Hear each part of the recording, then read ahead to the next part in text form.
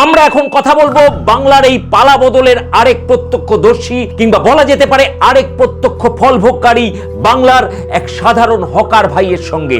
নমস্কার নমস্কার, আমি ভাট নিউজ থেকে বলছি। আপনার নামটা একটু বলবেন? নমস্কার, আমি সনাতন মণ্ডল। সনাতন বাবু, আমরা দেখতে পাচ্ছি আপনি একটি ভাঙা দোকানের সামনে বসে আছেন। এটি কি আপনার দোকান?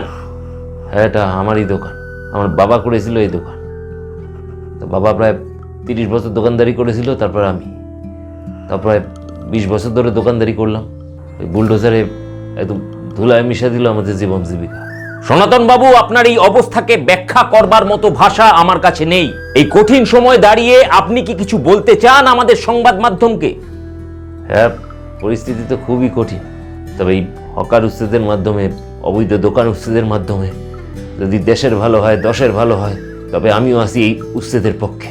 কারণ দেশের ভালো হলে আমারও ভালো হবে, আমার সন্তানদেরও ভালো হবে। তবে একটাই আক্ষেপ মনের মধ্যে রয়ে গেল। সনাতন বাবু, আপনার কোন বিষয় নিয়ে আক্ষেপ? দেখেন, এই নতুন সরকার, এরা তো আগের অপশাসন তৃণমূল সরকারকে একদম গোড়া থেকে উচ্ছেদ করলো। তারপর একটা ফাঁকা দল দেখে, একটা ফাঁকা বিরোধী ঘর দেখে ওই তৃণমূলকেই আবার পুনর্বাসন করা হলো। আচ্ছা, আমরা হকাররা, বস্তিবাসীরা, আমরাও কি এমন একটা পুনর্বাসন পেতে পারি না?